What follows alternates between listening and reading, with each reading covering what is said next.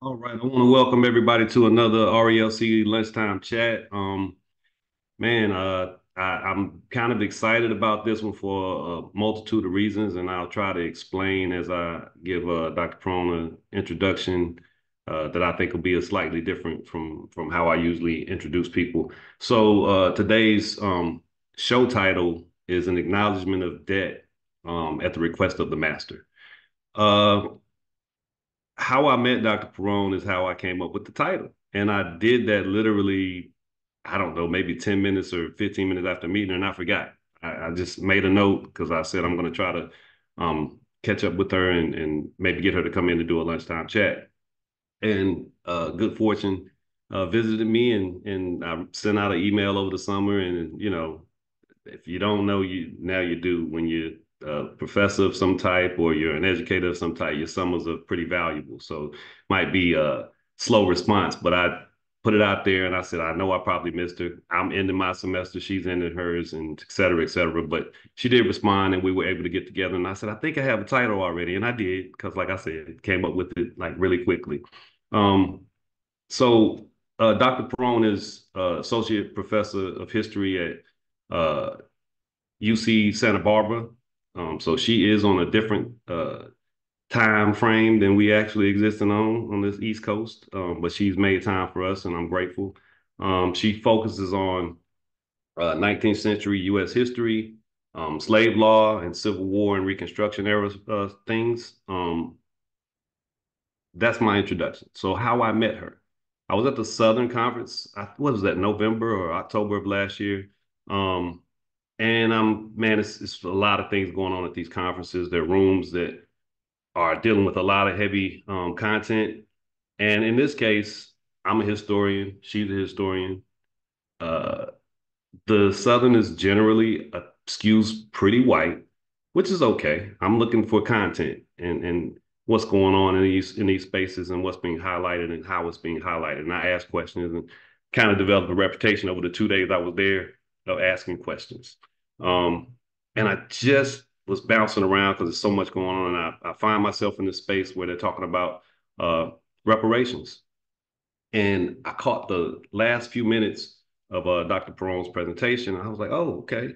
Well, she seems to get something that I am appreciative of. So I need to follow up with her. And I did. I spent, I don't know, maybe 10, 15 minutes just speaking after her presentation, which I think I came in and asked a question. And her response was spot on. It was well thought out. And I was greatly appreciative of the little bit that I got to take in, and of course, the insightful response she gave once I had a chance to interact with her. So that's kind of how we find ourselves here today. And without further ado, I'm going to let Dr. Perrone take over.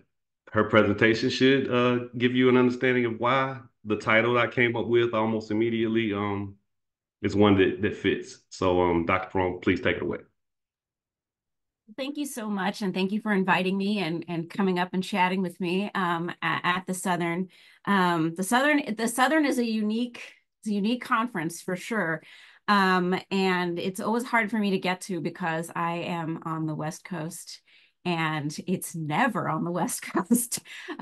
So it's a trek, and so having but worth it because of these kind of generative interactions with other scholars. So thank you so much for inviting me, and so much for all of you for being here.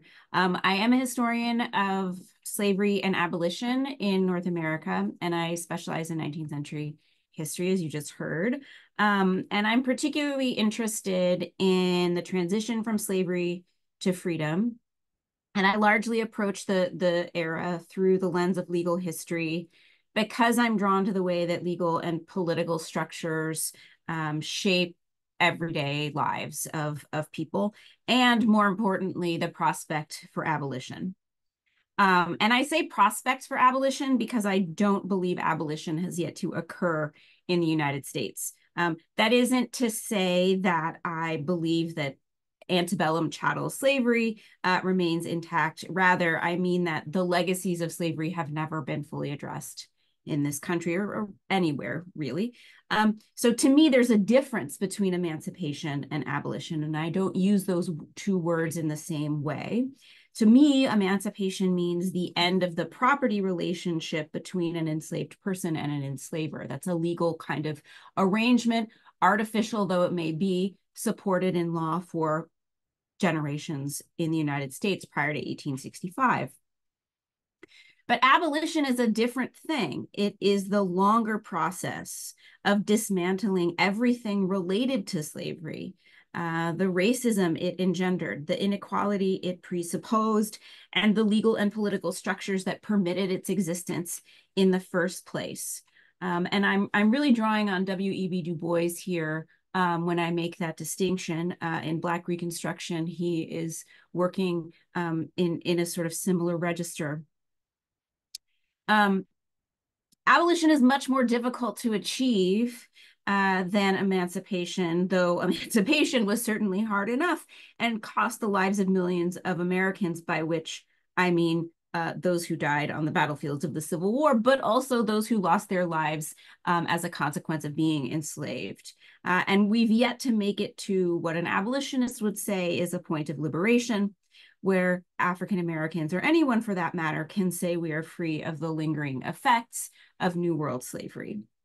And you know, I think about that as a sort of Platonic ideal. There is no way to undo the consequences of slavery, but the work required to address the lingering effects is an ongoing and necessarily perpetual process that has to be undertaken in order to even come close to redressing the harms produced by New World slavery. And I'm thinking about New World slavery in a very capacious kind of way here, purposely.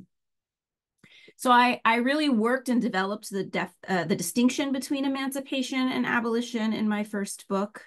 It's called Nothing More Than Freedom, and it is a probably dry read for a lot of us. It's very much about what judges are doing in the courtroom. But it chronicles the way that Reconstruction era judicial rulings in everyday kinds of conflicts between individuals, like things related to labor contracts or marriage disputes or inheritance fights, the way that those things got resolved ended up undercutting the promise of abolition. As it was being imagined by radical politicians in Washington.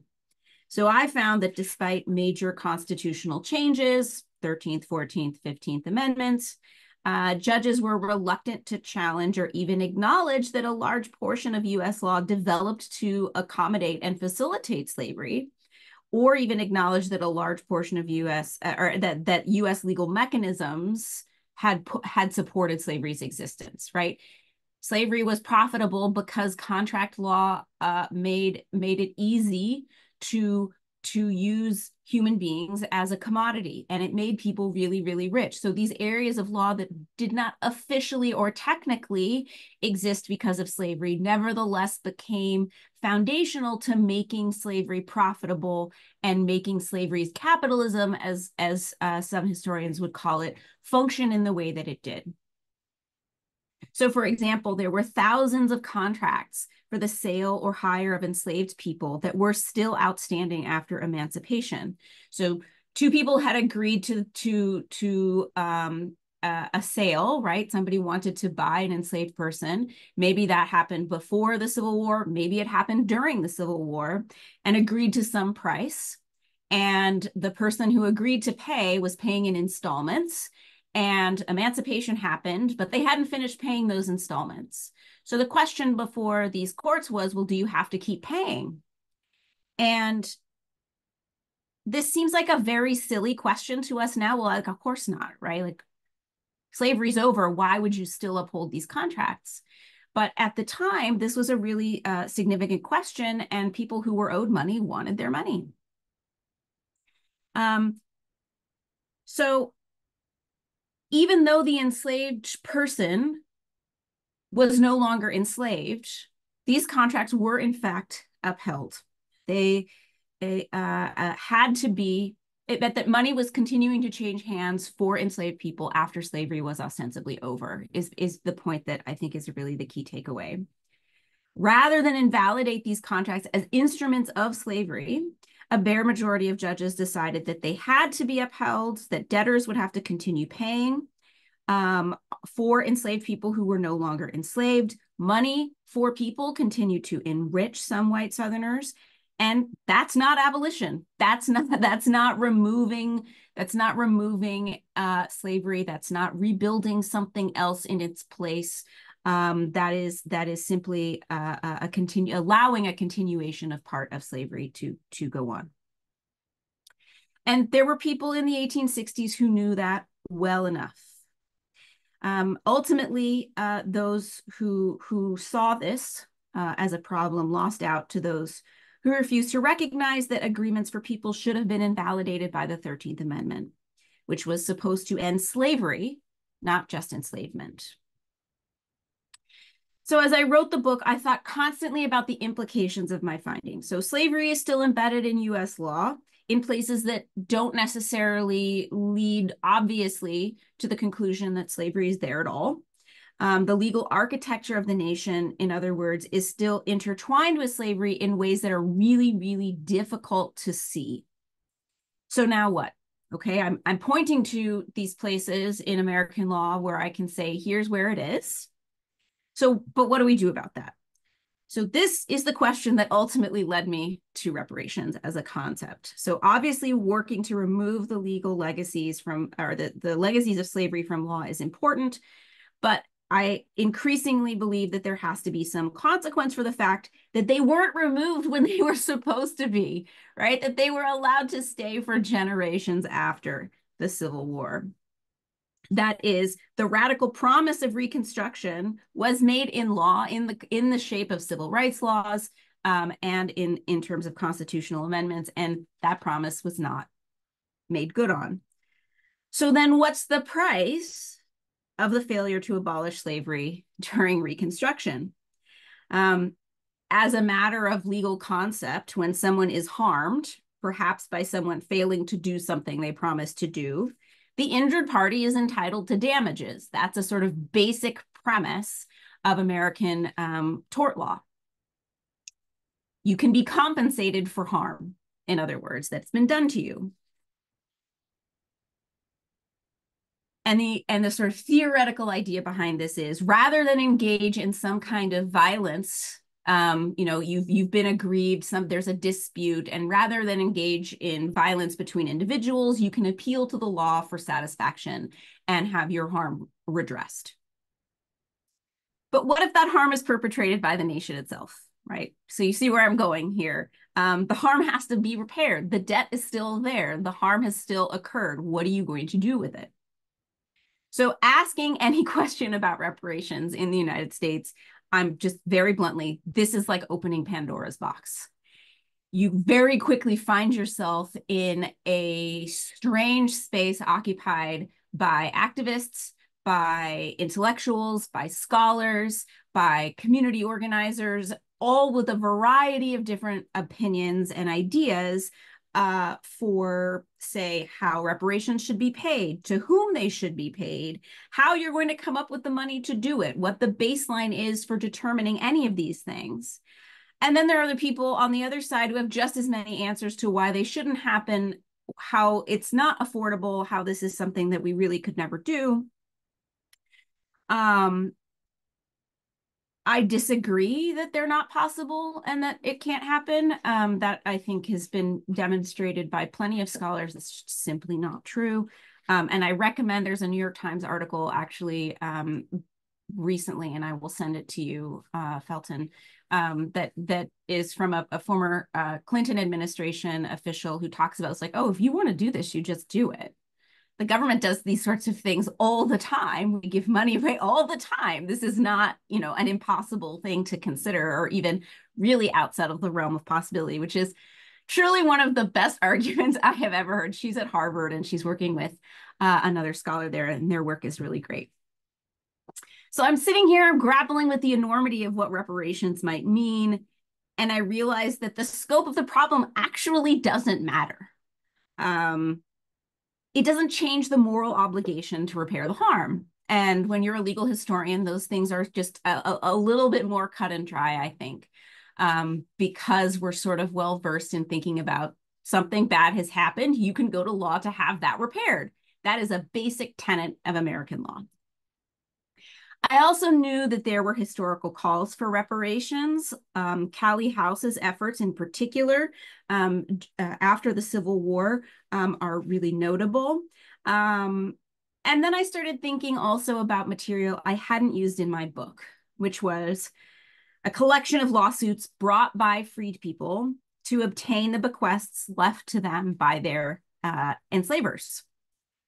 And that's the basis for my second project. And this is where I'm headed in terms of thinking about reparations in a way that is maybe a bit outside the box. So in what follows, I'm going to give you my analysis of the wills and the lawsuits that freed people initiated to make sure that they got what had been promised to them.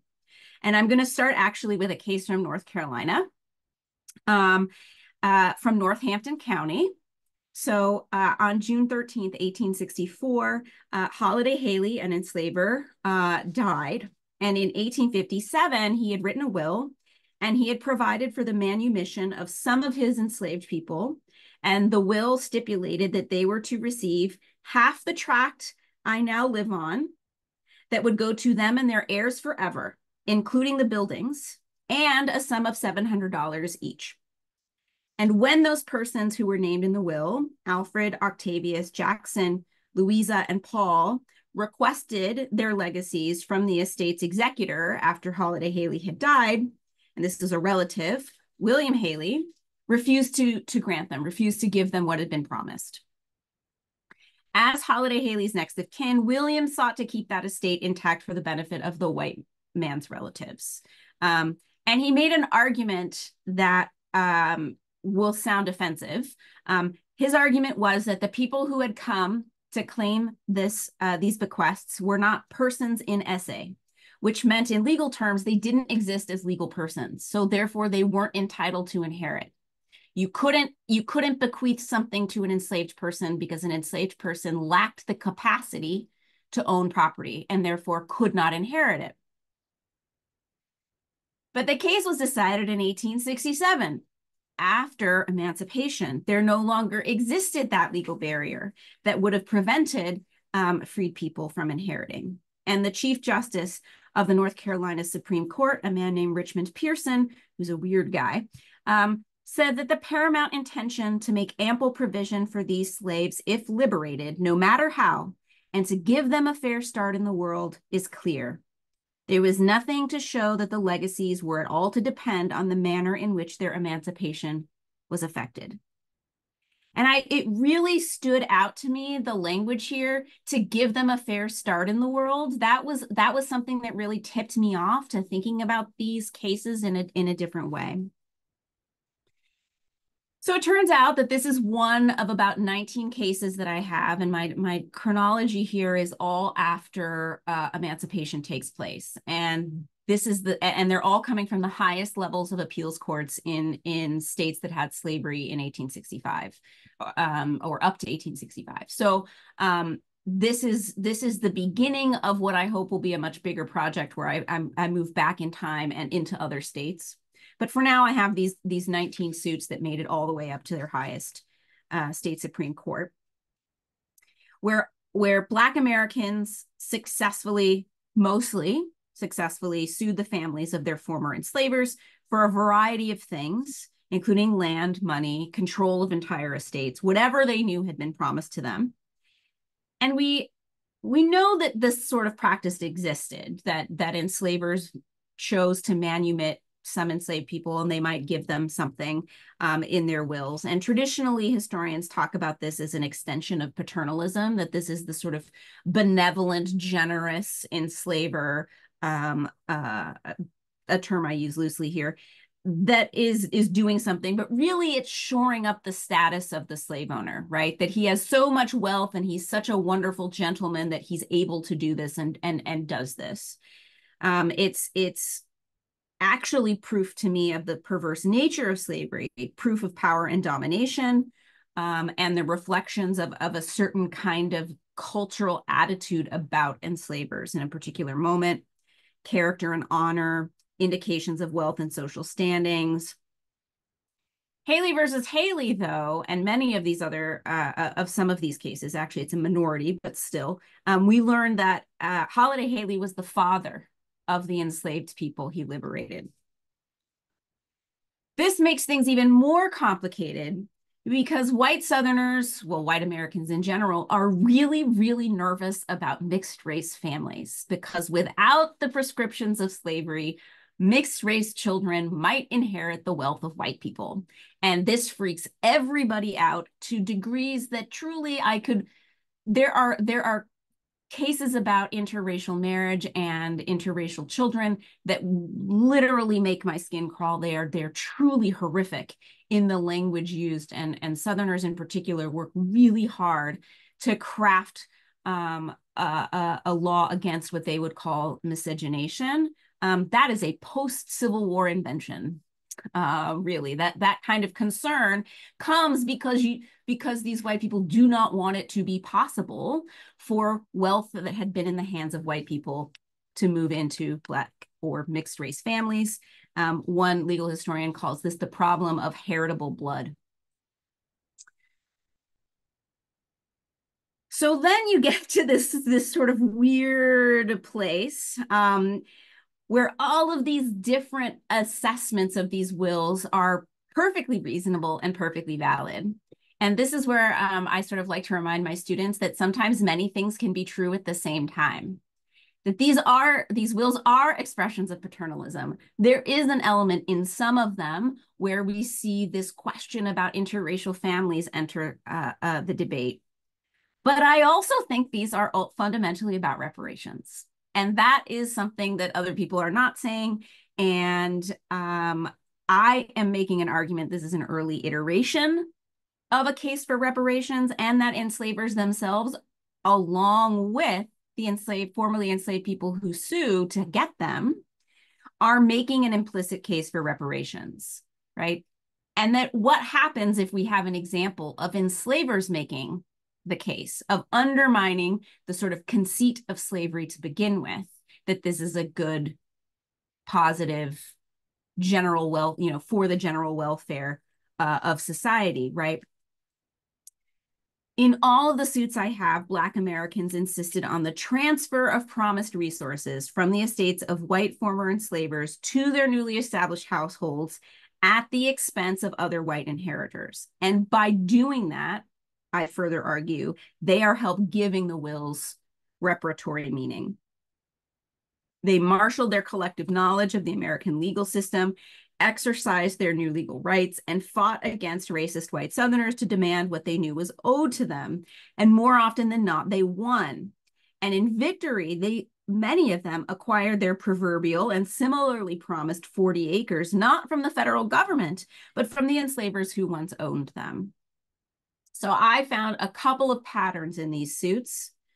One, there was a mutual agreement between enslaved and enslaver about the desired substance of bequests, which probably helped people.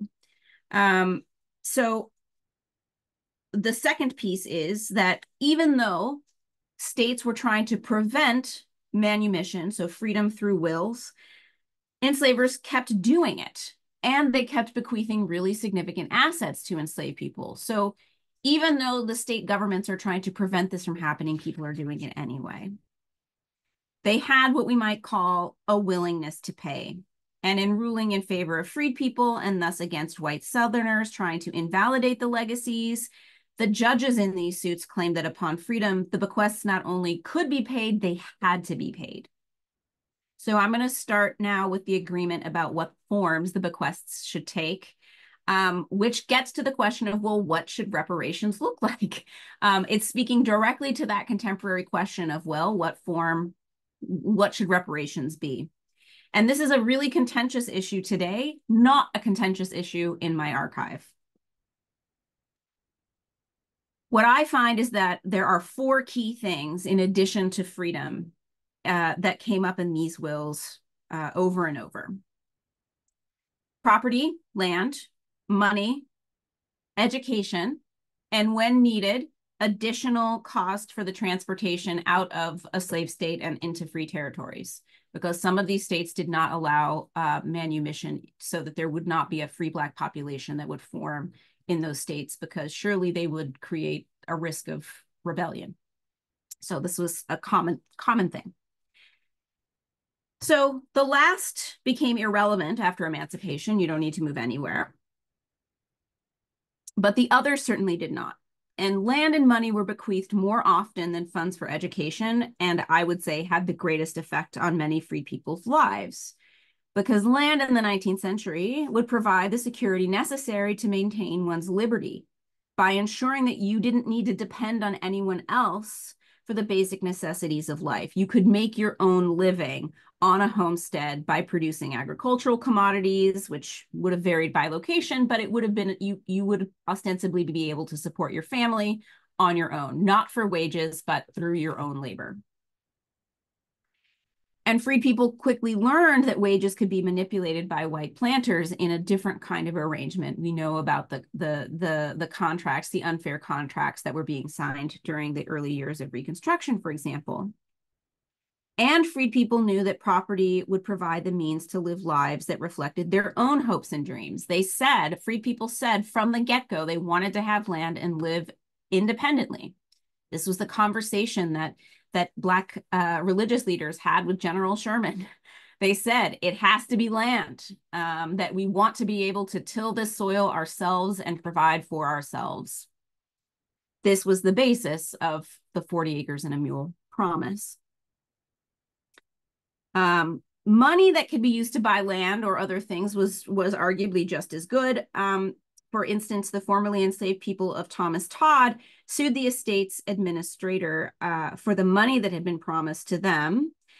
July Todd, Thomas Henderson, Lunan Henderson, Eliza Henderson, Caesar Robertson, and Rachel Robertson stood to inherit $800 each. And that's a pretty significant amount. If we converted that into today's dollars, it's about $20,000 each. And so provisions of land or money that could be used to buy it were prized because they had this promise of liberation, that you could build the lives you wanted and you imagined for yourselves. And many today continue to share this view and see property ownership and financial investment in Black communities and the lives of Black people as an essential part of reparations. And crucially can help close the wealth gap, given the way that property functions in American society. As we know, it increases in value over time, and really key to the story, can be passed down over generations, building generational wealth. And especially in the modern era, when tax breaks and other incentives have been awarded to property owners, property ownership remains really the cornerstone of wealth building in the United States. Likewise, even though it doesn't appear as commonly as money or property, provisions for education were really noteworthy in these wills as well. Education could provide the help overcome the intellectual deprivation, and particularly the effects of statutory bans on teaching enslaved people to read. And we know that enslaved people and freed people afterwards desperately sought to learn to read, in part because they wanted to be able to read the Bible for themselves. That was a major motivator, but also so that they could read the contracts that they were signing with other people in their communities. And some who favor reparations today, again, identify education as a crucial site of attention because education gaps are part of the story when it comes to gaps in earning potential. So debates over what form reparations should take or to whom they should be provided predominate current conversations. But I'm suggesting that in the 19th century, at least in this moment, my archive says there's general agreement. It's money, it's land, it's education. Turning to this second pattern, which is enslavers are really willing to do this in ways that were shocking to me. The language in the wills is really surprising. Even though states were trying to prevent this from happening by passing laws against it, enslavers kept providing really significant bequests. And this is why I think paternalism alone isn't enough to explain what's happening. You don't give your entire estate away to enslaved people just because of paternalism, especially when that's costing other white heirs the benefit of that really significant amount. So, for example, in his will, another North Carolina enslaver named James Wedby established a fund to, quote, be divided among enslaved people, having due regard to merit, old age, and infirmity, that would be paid to them after they reach their place of destination. This is assuming they had to move. Holiday Haley, as I mentioned already, bequeathed half of his property and a lot of money to the enslaved people he owned. Kentucky woman Lucy Fine made some specific bequests to each of them, then directed her entire estate to be sold and its proceeds divided among the enslaved people or their descendants. Jesse Alsop of Louisiana did the same thing. So liquidating entire estates and giving all of the proceeds to enslaved people. And in what I think is the most remarkable piece of evidence I found, one woman collected the wages that would have been paid to the bondspeople that she owned, then bequeathed those wages to them upon her death. Now, why she didn't just pay them in wages, obviously, it's an obvious question. But the earnings she collected for them at the time when the will finally went into court was estimated to be $30,000, which today is close to $500,000. So it's a huge amount of money that she's saving over the course of her life to pay back. So we're not talking about trinkets here. This is not a reward for faithful service, as we might see in sort of like literary tropes. We see that a lot, and there was some of that. But this is really serious business here, right? This is a huge sum of money or a huge piece of property with a lot of value. And the language in the wills indicates that more was at stake for these testators than merely this performance of paternalism. James Wedby, who I mentioned a moment ago, voiced his concern for the justice of the bondspeople, and he directed a guardian be appointed who would be sure to do the enslaved people justice by managing the fund of money for the benefit, ultimately, when they would inherit this money. Jesse Alsop spoke about the great desire of his heart to make sure that the people he had owned would have security for the rest of their lives. And we could read that as patronizing, for sure. I fully agree. But given that he liquidated his entire estate and gave all of it to the people he had owned, might also just be part of the complicated and nevertheless sincere relationships that formed between enslaved people and enslavers. And here I'm drawing on the work of people like Brenda Stevenson and my dean, Dinah Barry, who encourage us to think about enslaved people's relationship with enslavers as much more complex and much more full of rich emotional context than we often fully acknowledge. And I should also note that these are generational in their intent, which is another part of planning for reparations today, that it has to be given with the intent that it will enrich people over time, generations over time. Most of these wills make explicit that that's what they're doing, that they would be, that whatever the bequests were would be enjoyed by all their future increase, which means the children they would have in the future. Another said that the bequests would be transferable to their heirs forever. So this is intended to be the germ of generational wealth. So now this concept of, well, some of these people are the illegitimate children of enslavers, and the notion of rape within slavery is well known and a challenging subject. So we might look at somebody like Holiday Haley and say, oh, well, he's doing it for this reason.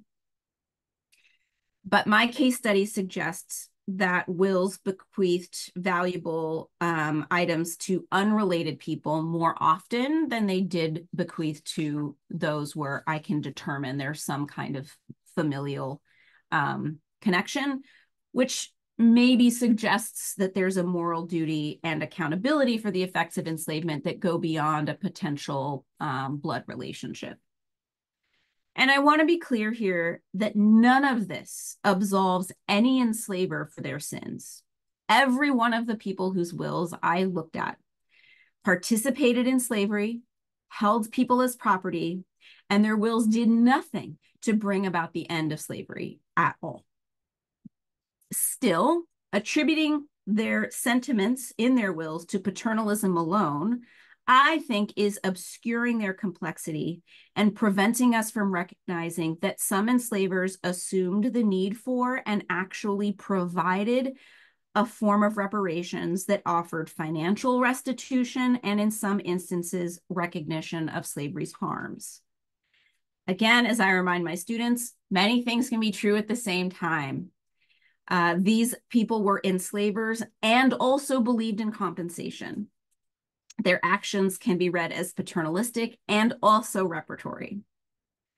And I have found here that there is a small and steady stream of enslavers who chose to manumit and provide for enslaved people, and that some of them articulated that they did so out of a sense of justice, even over the desires of and benefit of other white Southerners.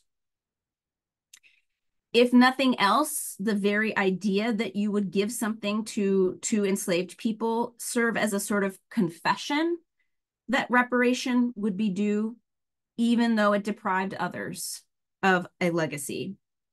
In the words of one judge, the bequest of freedom is a higher nature than a pecuniary legacy. That is, the very notion that you would free somebody is itself a confession that slavery is problematic and might be the most telling of all. Enslavers recognize that freedom is worth something. For freed people, pursuing reparations through litigation was an opportunity for them to help construct the post-emancipation South that they wanted to live in, to forge new relationships with the white people who they lived alongside. These were a tangible expression of hard-won citizenship and demonstrated the potential for legal and perhaps even social equality.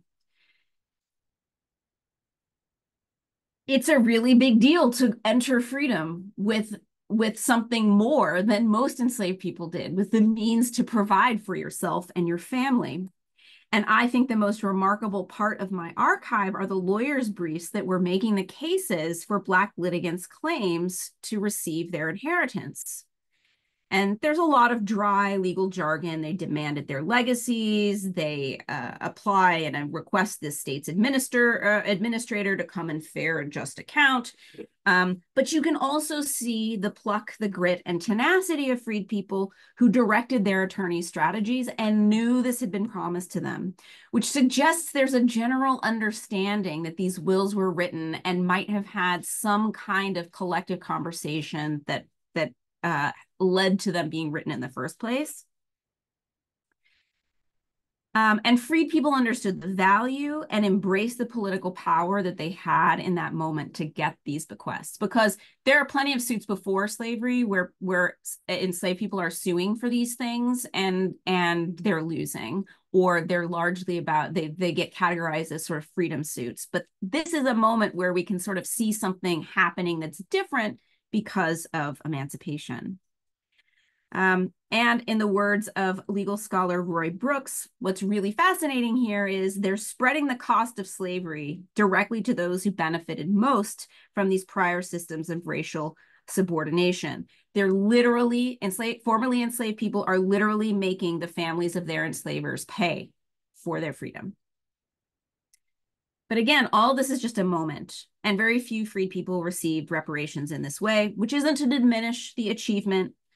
It is instead to say that the archive of the suits, like the ones I've explored, just doesn't account for the entire population of people who were enslaved and can't speak to the horrendous consequences of Reconstruction and abolition's failure. And they offer no apology for slavery, which is another key component of reparations today, is that there has to be some kind of atonement for the sin. And I don't think that my findings suggest that reparations should be pursued through lawsuits, through litigation. That's something that many scholars of reparations agree with. That this would be a really tricky thing to do, though it's been tried. But my hope is that historical investigation can potentially offer some insights. For one, it identifies enslavers themselves as advocates for something akin to reparations, which, if nothing else, will shock people into thinking about them, and locates a crucial claim for slavery's debts made by those who experienced it firsthand. And I hope that maybe it can change our discussion if we considered that enslavers helped make this case. And this is not, again, a programmatic attempt to address the harms of slavery. All I can say is that there is a steady stream, tradition of providing reparations, and an indication that some testators, these will writers, acted out of a sense of moral duty to provide for bondspeople that they had owned, that they felt responsible, accountable even for the lives of some of the Black Americans who survived them, and that those who received this form of restitution almost certainly lived better lives as a consequence of their inheritance than they would have without, especially since that fortune could be passed down to future generations. And I often think about the descendants of Holiday Haley's illegitimate children. Do they know their family's story? So I started digging around in genealogical sources. And I found at least Alfred and Octavius in historical records, which gave me some clues about what had happened to them. And I found probate records from North Carolina. You can go look at this too. The North Carolina State Library has a bunch of these records on online now. They weren't when I was writing my dissertation. I had to go use the card catalog. They were a late one to digitize. So now I know in the 1870s, Octavius died without a will, but the records that accounted for his estate nevertheless told me he still owned 115 acres of land, and that his property would be passed down to his wife and children, which means he wasn't in debt, that nothing was being sold off to cover his debts. They were inheriting. His family was going to inherit what was left. In the 1880s, Alfred died, and he did leave a will, which is particularly remarkable because most Black Americans did not leave a will in the late 19th century. And Alfred wrote his will to protect his property and very specifically indicated that he wanted to be sure his real estate passed to his wife, Ella. So Alfred and Octavius, I can at least say for sure, had found a measure of freedom that most emancipated people did not know. They weren't sharecroppers. They weren't contract laborers. They owned their own freedom. Everything they produced was theirs, and it became the basis for their family's future and the seed of generational wealth. And most of all, I think their descendants and we should know that story. Thank you. No, thank you. I hope that everyone their ears are perked up, and this is I think critical and outstanding information to be had. And again, that's the reason I approached you. You can't make up how people encounter one another. Serendipitous is the term that I like the most, and I'm glad that I was able to catch you at that moment. And you're getting some really good compliments in the chat. Oh, I thank just want you. to say, oh yeah, absolutely. I just want to say that someone who supports reparations, the actual act, and not an elongated study. I'm glad We've to hear done that your those. work. Yeah, I'm glad to hear that your work shows that the actual perpetrators of the harm support repair as well. So I think that's a refreshing way to look at um, the argument for reparations and the acknowledgement that something happened to a specific group of people, and therefore something specific has to happen for that group of people, to paraphrase MLK. And also to note that Du Bois' Black Reconstruction, one of the most poignant passages, so to speak, is his recognition of the potential of Reconstruction and his acknowledgement that a slow turn back towards slavery began with Black codes and Jim Crow, which again happened to a specific group of people. So I'm going to ask the first question, but I see there are some things in the chat that I'm going to get to, Dr. Perrone. But my first question is, why doesn't action that specifically addresses the plight of a specific group, in this case, those of who descend from the institution of slavery, why does the act of reparations benefit the whole of us? Can you speak to how that actually is something that will make our society better? Yeah, I think there are actually a couple of answers to that question, one of which is a very practical thing, and the other is really rooted in the values and morality of any society. And I'll start with that one. You're not going to move past harms and the emotions associated with being harmed if there's no attempt to even recognize that they were committed in the first place. So the struggles that come from the lingering effects of slavery, which are, legion, until somebody acknowledges and accepts the horror of this institution and the horror of what followed it, it's very hard to move beyond a sense of anger or betrayal, or a general feeling of disrespect. So I think it's a moral imperative for any society. And to be clear, all societies, all countries, all governments in the history of the universe, no one's going to get everything perfectly morally right. No individual, right? Any nation around the world has a part of their history that in retrospect looks terrible to us today. The difference with slavery, New World slavery, is, and this is something I say in every one of my classes, there is no moment in the entire history of New World slavery where people were not saying vocally that it was wrong. So part of what I see, and part of the reason I think it's a moral imperative, is it's not like you can say, oh, well, they didn't know better in their day. Yes, they did. There's never a time when this was not being criticized as fundamentally immoral and wrong. So the imperative then to atone for that wrong, I think, is much bigger than it might otherwise be. In the more practical sense, the easy answer is the more people who have wealth, the more wealth there is for everybody.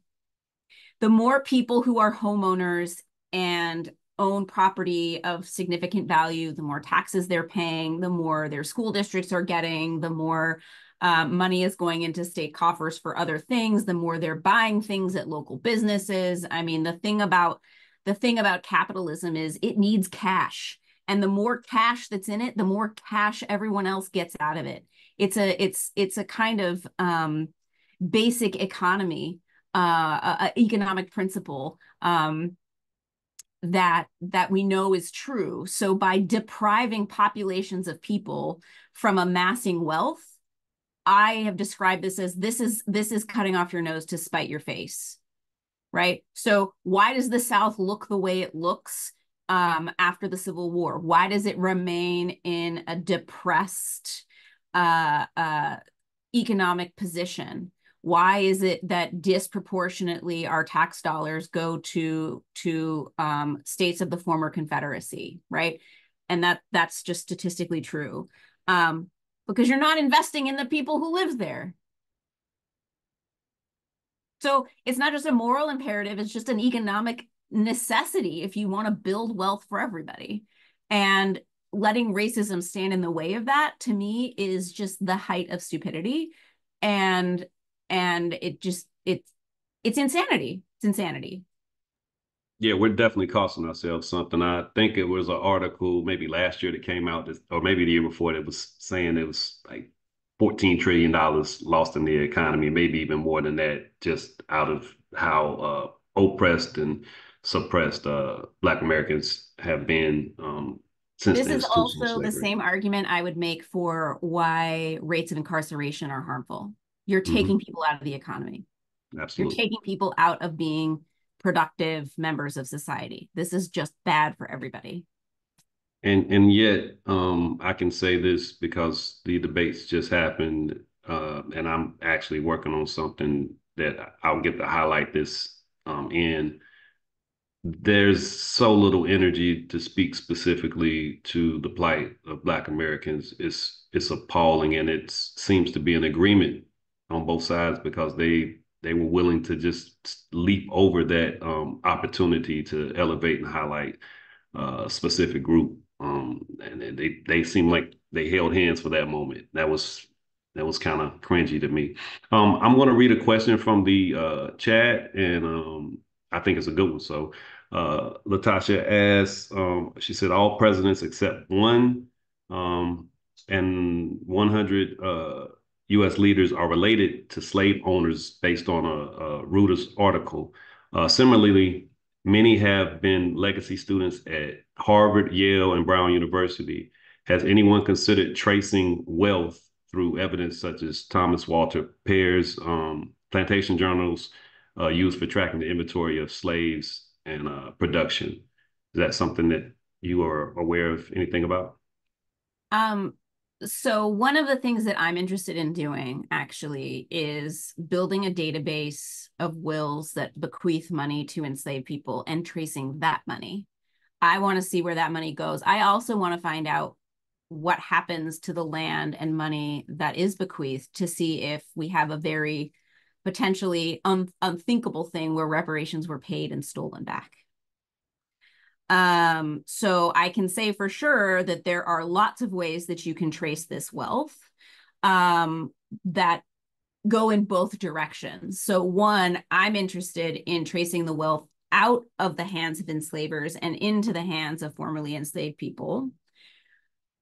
I am also, I know that there are a lot of scholars who are interested in tracing the wealth generated by enslavement, by chattel slavery in a variety of different directions. And this is sometimes about personal wealth, and this is sometimes about institutional wealth. So in terms of universities, I think the best book about this is Ebony and Ivy, which is about the way that enslavers' money enrich places like Yale, Brown, Harvard, all of these places in the free North, right? I mean, this is a myth that slavery isn't a Northern institution too. It's a national institution, right? There's no way to, it's just that most enslaved people live in Southern states, but that doesn't make it any less of a national institution. So that means that the banks, the insurance companies, the shipping companies, all of the economic energy of the nation while slavery existed is in some way tied to slavery's existence, even in places like New York or Boston or Philadelphia, at places like Brown, at places like Harvard. Some places like Georgetown um, are trying to do something, are trying to have their sort of version of what we might call atonement for this. There's a recognition and some programs for the descendants of enslaved people. And we'll give you free tuition. It's like, no, write a check. Write a check. What if they don't want to go to university? Write a check. And And we're also seeing places like the University of Virginia, which, as I'm sure you know, went through a sort of period of reckoning. I did a postdoc at the Woodson at UVA, and they were beginning to kind of think about having more content about the legacies of slavery on that campus, not just in terms of Thomas Jefferson, but their whole history and the statues in Charlottesville. This is all before what actually happened there. And now, was it last week? The trustees are very nervous about the tours that include content about slavery. To me, that's backwards. That's returning to something older, which is, I think, getting to the point you're making about we're in a political moment where this is being sort of jumped over, which is, I think, correct and very indicative of a kind of politics that exists as a consequence of Trump. But yeah, you can trace all this money. And there are economic historians and other people who are doing that work. Absolutely. So aside from all of the compliments and applause for your presentation and your work, Bob asks, how do we get past the can't afford it to oh, we can do whatever we need? Um, I think part of it is PR. I think a lot of I think most Americans don't think about reparations every day. I mean, it's not it's something that only even entered a more common conversation when Ta-Nehisi Coates wrote the essay in 2014, I want to say, about reparations. Most people weren't really, thinking about this in any meaningful way. Um, so I think part of it is about explaining why they're necessary, what they're for, um, and I don't want to say that it will be easy, because a lot of people think, oh, this is free money. Well, why should somebody get free money when other people have been harmed too?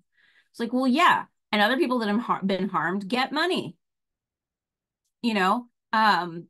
So the article I was mentioning earlier by the scholars at Harvard and the Clinton administration person who's like, just, you can do it if you want to, just, um she points out, we have funds to pay fishermen whose fishing year is bad, or for Christmas tree planters who have a bad harvest that year and don't have anything, right? I mean, even for things that aren't caused by anything other than, say, an act of God, as the insurance companies would say, right? This is just political will. And yeah, the price tag is astronomical, but the longer you wait, the bigger it gets. Absolutely. I'll say it maybe a month or so ago, one of the founders of ADOS, American Descendants of Slavery Advocacy Foundation, is now in effect and doing some wonderful work, including edifying people as to why reparations make total sense for all parties. But Yvette Carnell did a show where she talked about how much America is willing to pay for all kinds of reparative gestures towards harmed people. And to the person you're mentioning from Harvard, it's an easy argument and it's an easy acknowledgement if we allow for it. But so much to do with the conditioning in our country limits just this recognition of something being really great for the whole. Karen, thanks for the link. She's giving an example of some things that are taking place in Illinois. A big focus for me is in terms of reparation is always going to land at the national level. There's just got to be an understanding that this harm comes from the broader perspective. So anytime I run into any local efforts, I'm kind of hesitant of even using the term reparations at points. That's been consistent with me for a number of years. One of the times that that took place was in Asheville, North Carolina endeavor that kind of made it to Greensboro, my hometown, in some form of discussion. And I'm like, yeah, you can't use that word. Call it something else because that's one that has to be reserved for national efforts. So that that PR thing can have a Yeah. origin that speaks for the entirety of us. But yeah, as I focus on media, my focus is on media in history and how it's depicted Black Americans. We have a lot to untangle. There's a big knot that we might have to find Alexander the Great's sword to cut.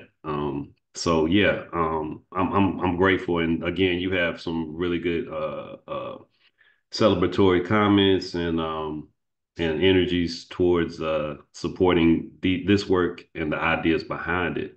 Did anyone else have anything they wanted to add? I wanted to also mention that I did put at the top of the chat Field Order 15, a link to if you want to learn more about the hopes that were somewhat betrayed by the practicalness of assisting those who were coming out of slavery by I should Sherman. Yeah, go ahead. I want to say really quickly about Special Order number 15. A lot of people think that's all it was, that the 40 acres and a mule promise was just Sherman's special order. And so it couldn't necessarily be enforced. And that's incorrect. It was actually put into federal law, which means the United States has owed this, has it in federal law, and did not make good on it. Yeah, Johnson just did some pretty nefarious things after uh, elevating to the presidency after Lincoln's assassination. That's there's so much work that's left in that era to be done and highlighted. Karen, you have your hand up. You guys definitely have some things that you could build upon. Karen did a presentation a couple months ago now that was on how this thing functions in terms of our interactions during that period of time that led to offspring and children that may be attached to the institution of slavery in a more intimate way because of who their parentage was. So yeah, go ahead, Karen, ask your question, and then I have a final one before we get out of here. All right, thank you very much, and I appreciate this great presentation. Man, my brain is going brrr. But I'll just focus on one thing that you said, that you're currently building a database of wills that bequeath land or money with an intent to follow its outcome. As a person who does reparative genealogy, I come across those kinds of wills every now and again. And what I'm wondering is there a way I can send them to you, or is that just going to complicate your world? And uh, just wondering about that because I've got some right here I could hand you tomorrow. That would be amazing. I can put my email in the chat. I'm happy to for anyone who wants to ask any questions that way. If you think about things, when you're cooking dinner or something, that would be amazing. This is my book came out. My first book came out last year, so I'm at the very beginning of this project. I haven't started doing research, separate research trips on this yet. The idea for the database is there, but I haven't started building it yet. So this is like the perfect moment, actually to start thinking about this. Okay. And I Yeah, just that would want to be great. say for comments, for feedback, two really important things for my own, hit the ground and start using it is one, when I find those, that I'm going to see what I can do to follow that outcome because you've just sort of opened up this new area that needs to be explored farther down the road with that. And and then the second was you said earlier on about the contracts that many judges told them to uphold even after the war. Um, that's amazing because I have some contracts where they're hired out to individuals or to the building the railroads across the Mhm. state of Virginia. And so now I need to go back and follow up on those and see if I can find any of those that maybe went to court and said, but we had a deal. So So actually the ones thank you. where the contracts that involve the state, that I think there's room for litigation. There, I would say you sue the state for doing that, because the claim against the state is going to be much easier to make with the 14th Amendment than contracts between individuals. Like And that's you a know place. what? I can tell you how very real and tangible this is right now, because some of those contracts I have already found the living descendants of those enslaved people that worked on the railroad. So see, this is real world stuff happening right now. I got goosebumps. Thank you. Yeah, so yeah, YouTube definitely I'll if for some reason you don't get to connect, you guys can always reach out to me and I'll make sure I connect you too. Thank you. Um I'm definitely appreciative. Latasha just made a comment I want to read. With the American Descendants of Slavery Research Institute, we will be doing research on wealth data. In addition to other research topics, I'll reach out as well. So you getting some synergy going on here that I think is well worth it, and I'm grateful that this space provides such. I want to highlight something before I ask this final question, Dr. Perrone, but that the highlight is oh gosh, it was last year we did a show on allyship and in action or something. It was last year, but this is allyship in action, and I'm grateful to witness it and to be a part of it. That's important because one of the things I do in this space is make sure that I speak constantly to our shared humanity. Um, we got issues and problems. We always have, but that doesn't mean we can't do anything about it collectively and with a high level of acknowledgement for the specificity that needs to be had in the correction. So I'm grateful that I get to interact with some people who are stand up, as I like to say. Just let you close the show with this, hopefully, answer to this final question that I think you'll land pretty quickly. Can you speak about your why? I know your goal, as is mine, is to get this information out, to get it to people in this nuanced form, to general public, so that we are better informed and more willing to take actions that make sense for us. Can you speak to your why? What prompted you to desire to carry a torch like this? Yeah, so I am purposefully shifting my scholarship in a direction that's more public facing. I believe that it is the obligation of scholars to break out of the ivory tower, just as a general principle. That to make the work matter, it has to matter to others. Just it's not enough to just be something that I think is neat. I believe that our work needs to have value to society. And you know, you mentioned allyship. I I don't see this as a racially specific story. I see this, at least not entirely. I mean, obviously, for people who experienced slavery and their descendants, this is very real. But I see this also as the obligation of the nation, that this is the core piece of American history. I became a historian of slavery because there was no other way to answer questions or understand what the United States is or means or aspires to be without addressing this huge thing, right? The American paradox is the central piece of the nation's history. This is a nation founded on principles of liberty and also enshrined absolute unfreedom into its founding documents. Reckoning with that legacy is everybody's responsibility, to me. And my first book was very much for bluntly, you got to get tenure, right? You have to check certain professional boxes. But now I've done that, so I can shift my attention to where I think the work will be more valuable, and speak to people's actual lives.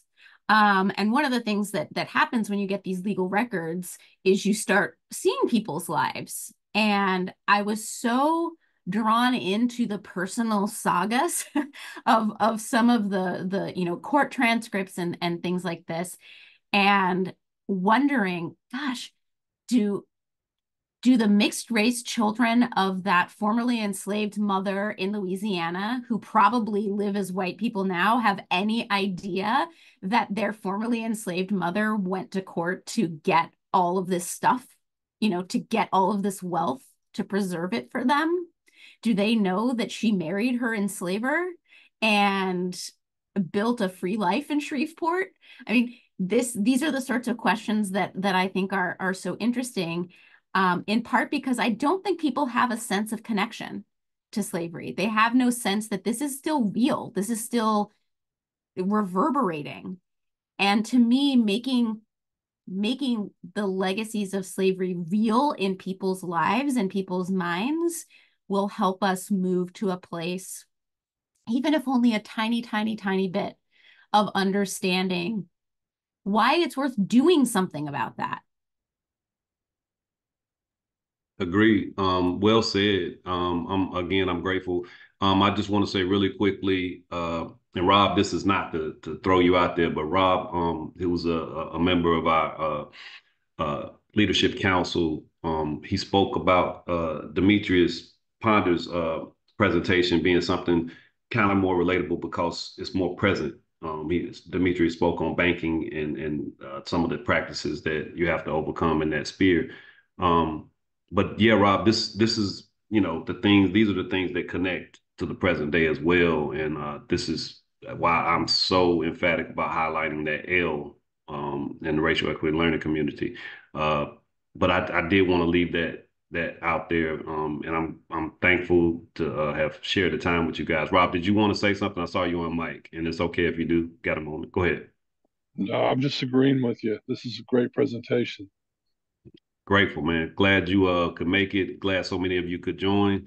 Dr. Perrone, we'll be following up. You and I have some more discussions to be had, and some colleagues of yours that you mentioned might appreciate sharing time in this space as well. Um, Thank you all for joining. Appreciate everybody's attendance. And again, you got a lot of appreciation and love in the chat. This is recorded, and I'll send it out as I normally do in a couple of days or maybe next week. And be sure if you can make 2 weeks from now, we'll have another lunchtime chat that I think you all will appreciate and enjoy. Danita Mason Hogan will be presenting a legacy-centered framing the Black American experience across generations in North Carolina. So I hope you guys can make it back for that in 2 weeks. You guys take great care. Have a wonderful rest of your day, and thanks for spending your lunch with us. Thanks so much for Thanks. having me. All right. Thank You you take so care. much for everything that you taught us. It was very informative. I very Sure. much enjoyed the clear about Thank you. reparations Thank and railroad. you. Thanks. I'll take care. Well done.